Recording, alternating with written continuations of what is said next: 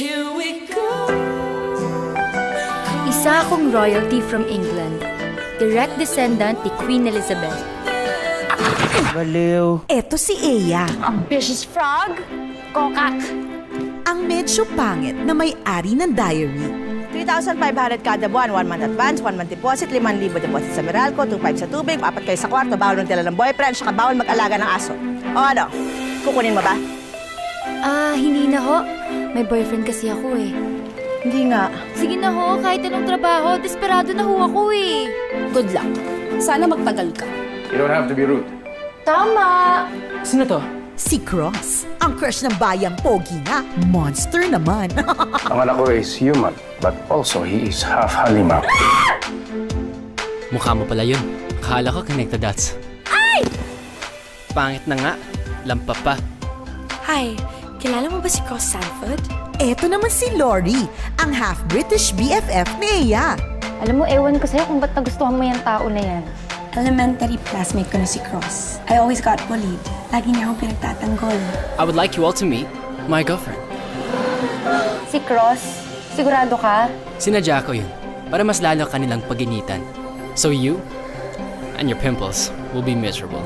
Can I order you? Take out? At si Chad, ang certified cutie na crush ni Eya. Nililigawan ko siya for 1 year. Di pa ako sinasagot eh. Kasi may iba siyang gusto. Tanga pumili ni Lori. Chad loves Lori. Mahal na mahal kita. Lori loves Cross. Cross, I love you. Eh, sino kaya love ni Cross? Bakit ang pangit mo? Sa mo tinatago yung sungit buntot mo.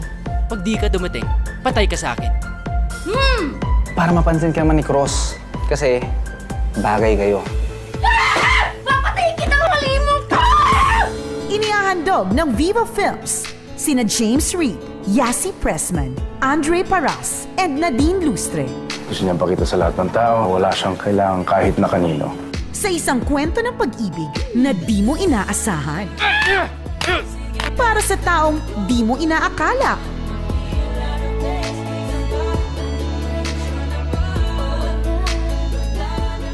O ano? Paano nga ba kung ma-inlove ka sa isang taong alam mong hindi mai-inlove sa'yo kahit kailan?